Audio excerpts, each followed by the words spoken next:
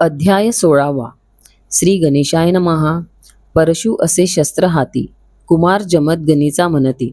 परशुराम माता ती, रेणुका ती मृगाचले. ताडिले तिने दुष्टांसी, संरक्षण दिले द्विजासी.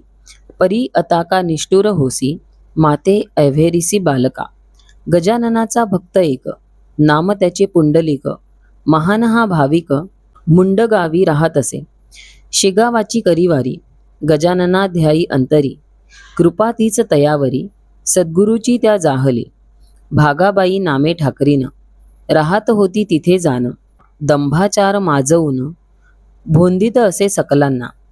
वदली ती पुंडलिका, जन्म तुझा रे फुका. शेगावासी जासी का, सद्गुरू मानिसी वेड्यासी.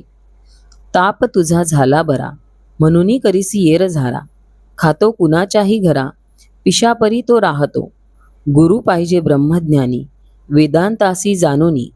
नित्य नित्य जो रंगे, हरिचिंतनी. गुरु तोच खरा जाणावा, भागाबाई जशी सांगे. नादी तिच्या तसा लागे, अंजनगावी तिच्या संगे. जाऊ मने कीर्तनासी, केकाजीच्या शिष्या ते. गुरु करणे ठरले होते, ऐसे मनी येताची ते. जाण्या सिद्धची जाहले, जाऊ मने ती सकाळला. म्हणून पुंडलिक झोपला, स्वप्न रात्री पडले त्याला. दिगंबर पुरुष उभा असे, शेगावीचे गजानन. देती तयासी दर्शन, मन जाई आनंदून. कानी तयाचे बोलता, माजविती दंभाचार. लागती नादी नारी नर, वृत्ती त्यांची ती कठोर. एशाशी गुरु का मानावे, तुझी असेल जी जी आस. पुरवीन मी तियेस, पुंडलिका लागला ध्यास. शेगावीच्या अवलियाचा, निरखून पाहता तो योगी. आला असे आपणा लागी, अंजन गावचा तो ढोंगी. पुरुष तया तो जानवला, नित्य भावया दर्शन.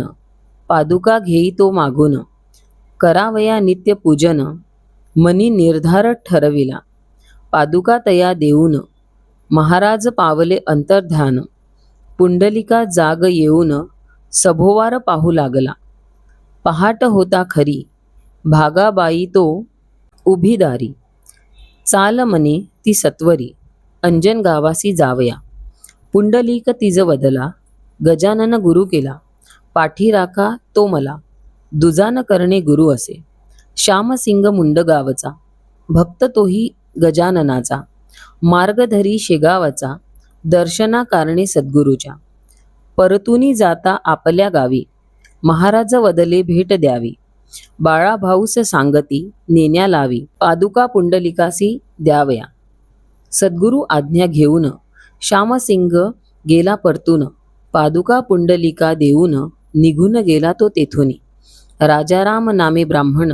धंदा सफारी दुकान, कृपा संताची ती जाण. पुत्र दोन ते लाभले, गोपाळ त्र्यंबक नामे त्यांची. श्रद्धा देवावरी साची, सेवा तीच गजाननाची. भक्तिभावे त्र्यंबक करी, इच्छा झाली तया मनी. द्यावी महाराजा मेजवानी, आवडीचे पदार्थ करोनी. भोजन आणिले गुरुराया, विचार तैसा कवराचा. झुणका भाकरी देण्याचा, निर्धार होई मनाचा. स्टेशनावरी तो पातला, वेळ झाला येण्या फार. गाडी निघून गेली दूर, दुसऱ्या गाडीस भरपूर. वेळ होता जाण्यासी, परीन ढळला मानस. जाणे मनी शेगावास, झुणका भाकरी गजाननास. कवर गेला द्यावयासी, वाट पाही योगी राणा. गेला तोची दर्शना, न करिताची भोजना. महाराज असती आसनी, कवरासी त्या पाहून. हर्षित झाले गजानन, झुणका भाकरी मागून. घेती सद्गुरू खावया, आनंदले दयाघन. कवरासी दिले अभिवचन, कार्य तव सफल जान. होईल ऐसे सांगती, भक्त मनी आनंदला. माथाचरणी त्या ठेविला, परतुनी घरी गेला. तार आली असे गृही, नोकरीचे बोलावणे. सत्य झाले गुरुकृपेने, जो भजे तयाऊने. नच काही घडत असे, ऐसे येती अनुभव. जिथे भक्तीचा अभाव, तिथे कैसा हा प्रभाव. पहावया मिळेल हो.